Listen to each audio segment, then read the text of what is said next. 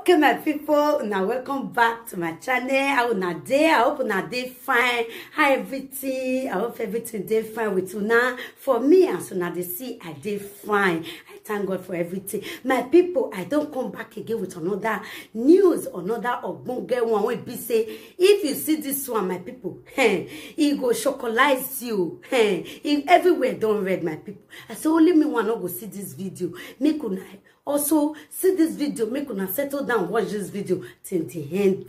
I beg my people also, if you never subscribe to this channel, what you they wait for? As you they subscribe, you could see more video like this one. Okay, my people, I beg, make una subscribe, like and share. For this junction, I go to leave una. Make una watch the video, and I go also see you now for the next one. Okay, my people, see you all. Stay blessed. Stay cool, and I love you all, and bye-bye. If you are doing, Ave suno, esta dokpa ye wegbe, ave ye no eve ro, esta dokpa ye uwelele do tile, dame no awa boha yo bog budu veria, we omemi no ya yeke. Èmi ọ̀pá wé ní ká máa wẹ̀ inú yàrá ẹ̀yẹ kìíní ọ̀rá fìlì wẹ̀rẹ̀ dọ́gba àìgbọ́ba tápẹ́ àìgbìyẹ́dó tápẹ́ àìgbọ́ba tílé àìgbìyẹ́dó tílé ìyẹn rẹ̀ nu ìhunú gẹ́rẹ́ olóòtú náà ọ̀rẹ́ Edo United wẹ́nọ́dọ́ ìrìn Roma. Mais non diant oui rami que doit de non do imi do ya fe esta maladian ama we wa no pa no ware Roma o yan do imi so me no we wudu o me bono pe ne so no ori e ma we igo esta do kwa we webo e ni go eje esta mo bobo o yan ba no o clear any cow oye faruan so enoji yen mare do kuri kwedo ubere ni awe no ko hotel dori una baba na gie e ka mere va do ma piyan jo ikwedo una fail umare ori ma wo yan ba hin so won egbo ene we ogion balẹ̀ ori gbe ladian so pe ni kecha we ogion ba okin so we mi ogion ba ni bune o clear so ama no wo ma ye clear ni àárín yẹn we ni meje o wa clear e bonu we ke pa yo ware o ma win na we gbo dian we sorry so no evia do me meno dian we social media iwe do ha mu wa we esta dokpa ye ore we gbe yonu ore ro ore ogwedo tile mado gbe re dan video ni wa video ni yan show wa na wa ire wa dam yo sms la wa ire video na no se oto nedo na gbagba e ni awo manokin esta dokpa ye bo khanemo ba owe yen rawu ami o anora poka o eriere na gbonje we no ko tornado worry disappoint emanire webo the musician in diaspora iana mwese shout out to Star Majesty biaohin wa be mi no unu shout out to Don Cliff. Shout out to Don VS. You are the people we are used to proud in this Europe. So I know where warm my own Ameroji. You wa magu yedo deve webo. So osago waro kewe nikao. Ara insu ware no ma. So no.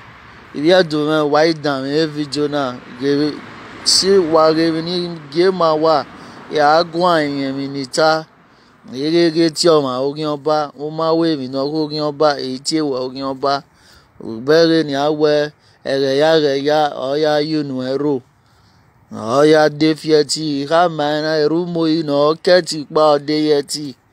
So no ni one meno otinwa oyiwa osiwa ni social media odion we.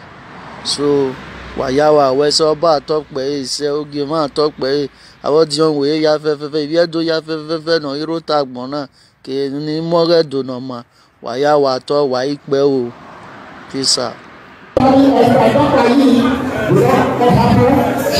She deliberately missed this event. No reason, no. We don't have that. We provided everything she asked for. But this evening by 6 p.m., she was supposed to come from as World MC Arsenal 1 of Roma. They deliberately missed this flight and later called and said we should go and remove the flight from 8 p.m. Which is impossible. We tried it. The Air France said it's not possible. She deliberately missed this event. For no reason, we don't know. They called us and said they want to partner and perform in this event. We did not call them. We did not enter any negotiation with them. They called us. We have every details of how she called Destiny Papa, Esther Dr. They made on the arrangement. For no reason, she deliberately missed this event. We are not doing this event to raise money. We did not collect money from any commune, nor Edo State government, or the Nigerian embassy. This event was solely sponsored by Edo United Union members. So,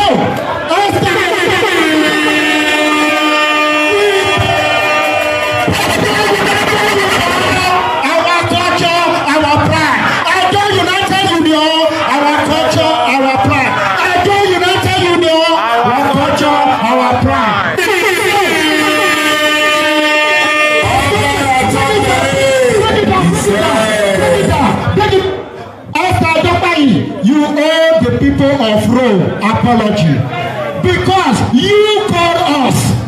You told the United Union you want to come and perform for us. We did not beg you. So if you deliberately miss this event, it is your cup of tea. Did anybody miss Esther Dokpayi? No. Go, we don't want you. Don't call him 2021. It's a ball. It's a plan.